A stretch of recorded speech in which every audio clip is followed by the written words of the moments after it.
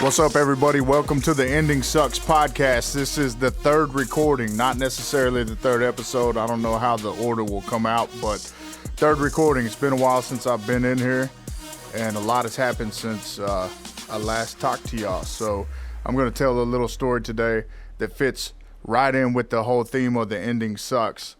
And it's just going back to living your life with intention and purpose and following your dreams and making sure that you fulfill what you want to fulfill in life. And so I'm going to start out talking about a situation that happened to me over the last month, something that was a good learning experience for me and for those of you that are kind of maybe listening to this for business or the real estate thing that know me in that space. There's some nuggets in there for that as well, as far as like people that you may be marketing to that are in this similar situation. So 1 month ago, actually 1 month and a week to this day, on June 25th, I was out at a real estate investment meeting, and I was having some drinks with a group of people, talking to them about some real estate stuff, and my phone kept blowing up. And usually I don't pay any mind to my phone while I'm out at an event. I'm focused on networking. And I go to these networking events with a purpose. I go there to try to meet the people that I need to meet to. I usually set a couple goals when I go. Hey, I'm looking for money, or I'm looking for a property, or I'm looking for XYZ. So I usually don't mess with my phone at all when I'm out. I'm just focused on what I'm doing, that task. So my phone kept vibrating in my pocket. I didn't take it out. I didn't look at it. I was like, I don't know who's calling me right now, but it's not important. So it keeps blowing up. I finally look at my phone. I'm like, I get a call from my aunt. Okay, that's strange. She hasn't called me in quite a while. I wonder what's up with her. She's probably just checking in on me like she does sometimes. All right, I'll blow that off. I'll get back to her when I get out of here. My mom hits me. I'll blow her off because sadly I do that a lot, but not from here on out. Moving forward, I'm going to get better at that. But and then my girlfriend hits me. I'm like, man, why is everybody blowing me up? And it really didn't process in my brain like something important was going on that I needed to talk to a few people about. So anyway, I get involved back in my conversation. I'm going about my business. I'm listening to what's going on, focusing on what I was doing there. And my aunt calls me back. So I go ahead and go outside. I missed the call. And then my mom calls me back immediately after that. And I got to the call. I answered the phone. I'll never forget this day. I was kind of angry with her. I wasn't really angry with her. I was just like I'm at an event. What's up? Kind of being short with her, just trying to really answer the phone so I could get her to stop calling because I'm, trying to focus on what I was doing. And that was pretty selfish of me. And she's just bawling. She's in tears. She says, Jeffrey, I'm so sorry. Your dad has passed away. And I was like, what?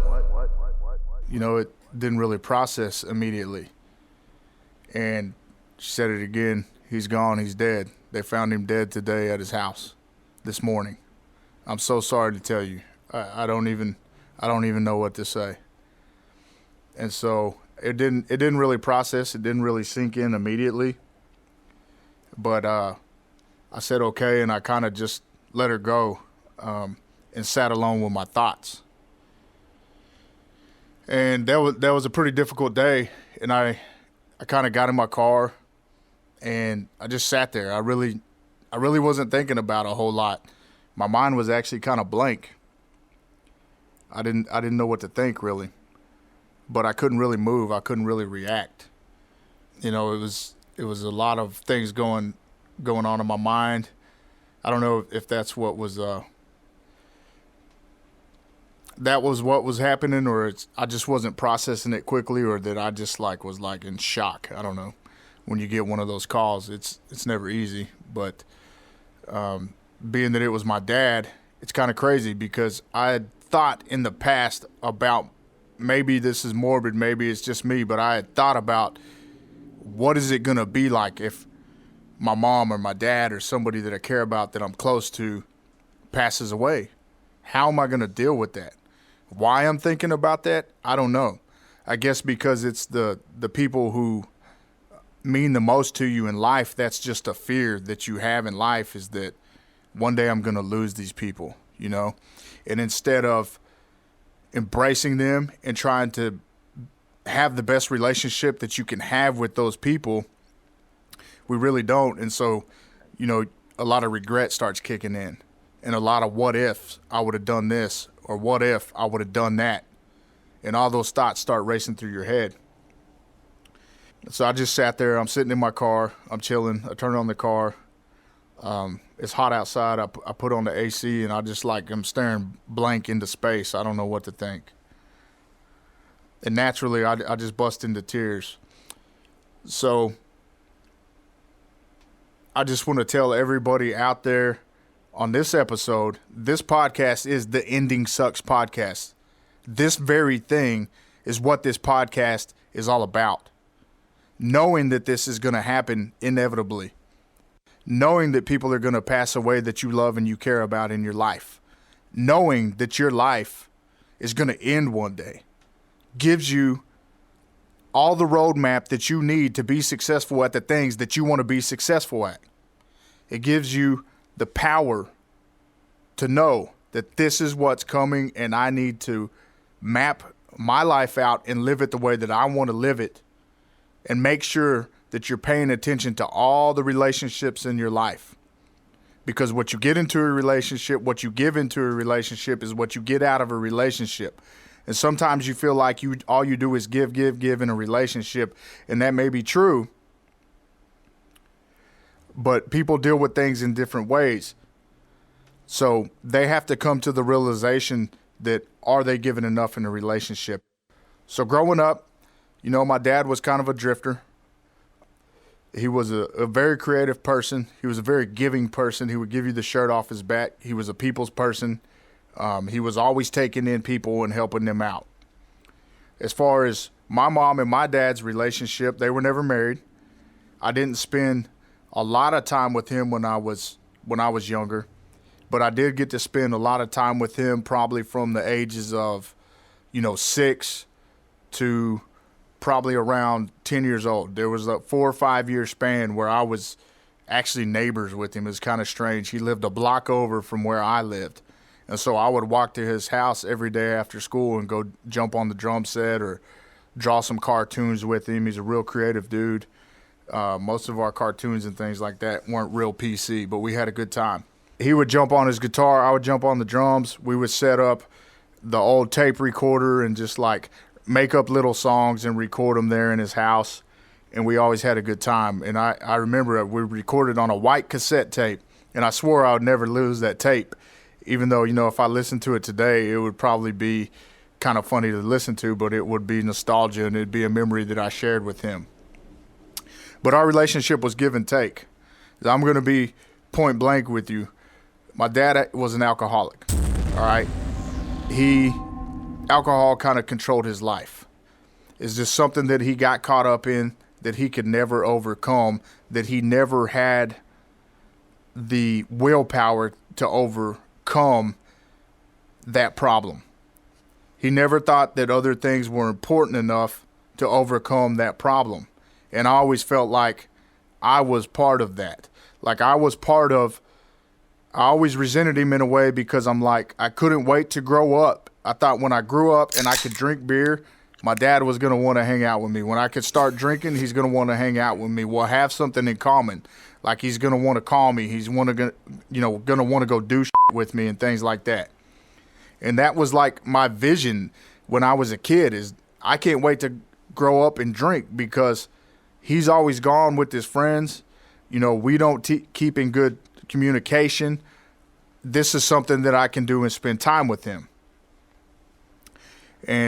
But at the same time, I was kind of growing resentful of him, because I'm like, why has he got to be like that?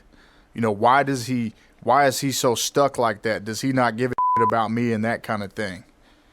And so when I got older, I just kind of shied away from him. When I come to town, so he lived in Amarillo, I lived in Dallas, and when I come to town, I'd go over there, and guess what I'd do with him? I'd drink with him. I'd bounce. that was it. I'd spend a few hours with him, go on. I may not talk to him for months and months and months. And I would think about it all the time. Pick up the phone, call your dad, just see how he's doing. It doesn't matter that that's who he is, but that's who he is. And you need to call him, talk to him, and tell him, hey, what's up? Just chop it up with him, see how he's doing.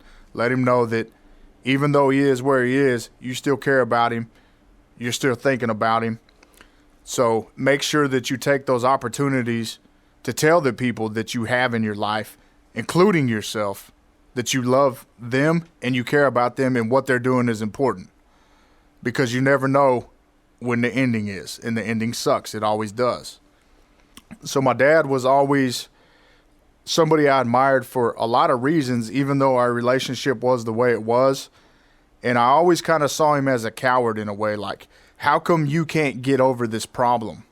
How come you can't motivate yourself to get over these hurdles and you keep creating these issues in your life? And when I got older, I really had kind of given up on him in a way. I'm just like, this dude ain't ever going to change. I ain't got nothing in common with him. I don't need to stay in contact with him. It's not my job. I'm not obligated to call him and tell him what's up or see how he's doing or see how his day is or any of that stuff, But then I think back to it, and I think about those days after school when I'd go over there and play the drums, or we'd draw cartoons or things like that, and the impact that had on me in my life. And so how did that affect me moving forward? How did that really help shape and mold who I was and how I related to people? And I think a lot of those things give us insecurities. And me and Rob and Pip, we were just in here talking about this thing. Those layers of clothing that are put on us when we're younger, and those things that happen to us when we're young in life, they kind of build who we are, but that's not really who we are, because we are whoever we want to be. We are the perfect person if we choose to be. We just got to overcome those doubts and look at the big picture, work backwards. I always talk about that on here. It's so important. It's so important to have that vision for your life, to do what you want to do, to take the risks that you want to do, to not have the doubts that can stifle you from doing anything that you want to do in life. And it's something that I work on constantly. But it's things that have started young in life that we carry, and we never work on taking those layers of clothing off, or taking the thing that weighs us down and starting to disassemble it off of us so we can get back to being pure in who we are and knowing that we are this strong, confident, independent, passionate person. And so I don't necessarily blame my dad for all those insecurities and things like that. I don't blame him at all, in fact. But I always wondered, how could somebody be so lost in the bottle? How could somebody not care or seem to care about what's going on with their kid, or what's going on, what's happening in somebody's life that they love? And so after he passed away, and I got the news that he passed away, and I was in shock, I was trying to figure out that exact question, like, how do I feel? How should I feel? It's almost like I'm over here, I'm tore up about this stranger, but why am I so tore up? And the answer is obvious, because I felt like I didn't do enough. Regardless of my perspective on how our relationship was as a young kid, I can only look at myself. And did I do enough? Did I encourage him enough? But I can't have those kind of regrets, but that's what was going on in my head. I wish I would have told him this. I wish I would have told him that. So I found out that he passed away, and I got to the Panhandle as quick as I could. I didn't know why I was going up there as quick as I could, but I knew I didn't want my aunt taking on the responsibility of having to deal with, setting up all the things that come after somebody passes away. And so I took on that responsibility, and it's crazy. So my dad was a person, he didn't really trust banks. He didn't really trust, he was kind of off the grid, so to speak, just old school cat. And he had always told me, like, my whole life, like, everything is yours, son. Anything that I have, that's yours, son. And also, I had another brother who I knew about. And this brother had been adopted out when I was young, before I was ever born. I think he was 2. He's a couple of years older than me. He didn't know about me. I knew about him. My dad's wishes were that I meet and reunite with my brother at some point in my life. Like that, my dad always would talk to me about him. I hope that one day you guys get an opportunity to meet. And I think sometimes, a lot of times, I don't want to blame certain things, but I feel like him losing his son because of whatever happened back in the day, I think it really affected him and kind of derailed him so bad that he just didn't have the willpower to get back on track. He didn't have the mindset. He didn't understand the things like that he could break free from the shackles that were holding him back. But I think that really affected him and sent him into a downward spiral where he lost all of his confidence just in living. He always earned for himself and did various things. He was a great carpenter. He drove a truck for a while, different things, but he never lived up to his full potential. And his full potential was whatever he wanted it to be. But that's the thing that's hard for us to see. It's hard for us to see what our full potential is without the roadmap that we described earlier. And I think that in his head, he just thought he wasn't good enough. He just was scared to have a relationship because of the bad experience in the past. And all those things, that's those layers that I'm talking about that made him who he was. Those things that affect all of us. Those are things that we can overcome. That's what the Ending Sucks podcast is about. So when the end comes, you're not in that situation. So I got up to the Panhandle, and I'm trying to figure out what to do. What do I need to do to help with whatever I need to help with? Making arrangements, figuring out what's going on with his estate, and something comes up. So this is for my real estate people out there, and something comes up with my brother that I just talked about. So we're getting the estate squared away. My dad dies intestate, which means he doesn't have a will. He doesn't have a lot of stuff, but he has enough that we need to figure out what we can do with this stuff and what right we have to do with everything.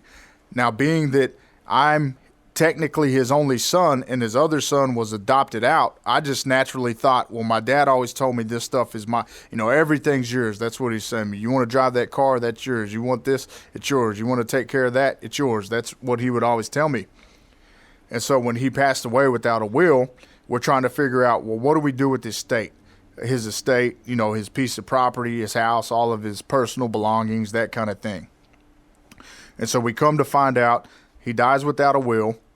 And in the state of Texas, my brother, who was 2 years older than me, who I'd never met, but I knew was out there, who was adopted by somebody in a different state, he is actually entitled to half of that because he is an heir.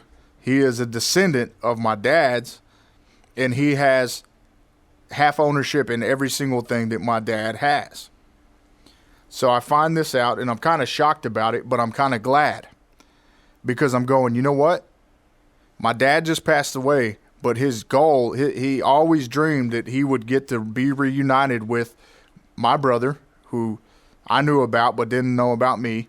And I'm thinking in my head, this might be that opportunity to meet this guy because I've got to go to somebody who knows he was adopted, but he didn't know anything about the other side of his family. So I've got to go tell this guy, your biological father has passed away. If you ever wanted a chance to meet him, that chance is gone.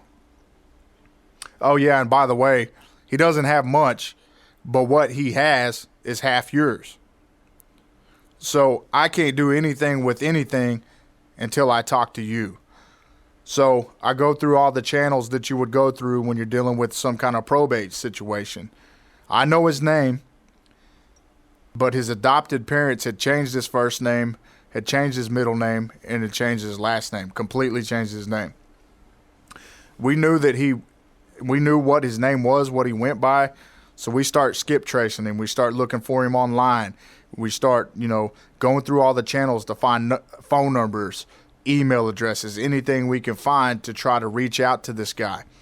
And I'm just sitting here like so nervous about how can I, like, what do I say to this dude when I talk to him? Like, oh yeah, you know, your biological father's gone. He's passed away. Here's your stuff. I need you to sign this stuff because I can't do anything until you do this. But finally, I call a bunch of numbers. I'm texting a bunch of people. I get some texts back like, I don't know who you're looking for, but this ain't him. I don't know this guy. Stop bothering me. I had some girl's boyfriend call me back like, why are you blowing up my girl? She's creeped out because you're texting her about this guy. We don't know this guy, that kind of thing. And I was still persistent. I was like, look, if this is you, man, I just need to talk to you about this situation. And so I just stayed persistent and finally figured out that wasn't the right number. I had emailed a bunch of people to a bunch of email addresses that we found online. And finally I get a reply back. This is I got your message. What do I need to do?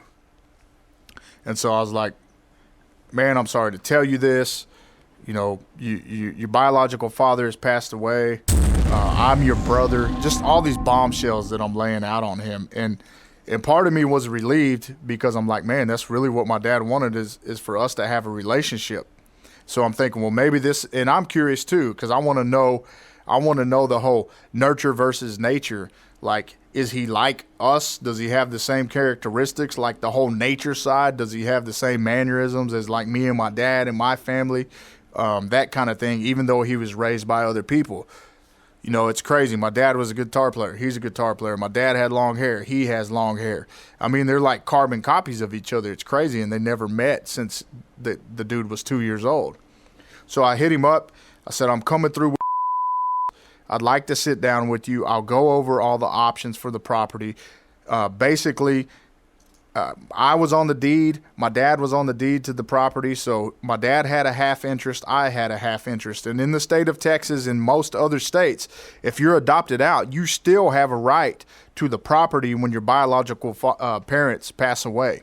It's very, very seldom that a judge will take away that right for the person who's getting adopted out to not be able to inherit from their biological parents. So that's something you got to keep in mind when you're dealing with probate because you may run into that situation. Now, being that I had half interest, I was on the deed to my dad's place and my dad was on the deed. This gives my brother, who my dad hadn't seen since he was 2 years old, a quarter interest because he gets half my dad's interest and I get the other half. So that gave me 3/4 interest in the property and my brother a quarter interest in the property.